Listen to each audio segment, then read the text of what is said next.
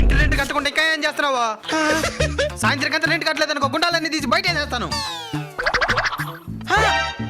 వడ్డీ డబ్బులు అన్నా 2 రోజులు ఇచ్చేసానన్నా. పర్లేదు, 2000 ఎక్కువ కట్టే సరిపోతుంది.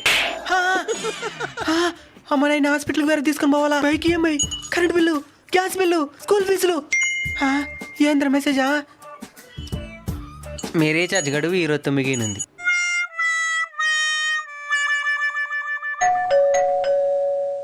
అయ్యా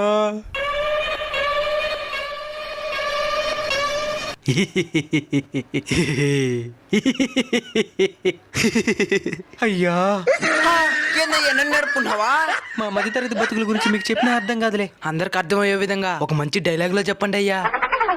బాధలు బాధలు బాధలు, ఐ అవాయిడ్ బట్ బాధలు likes me, I can't avoid.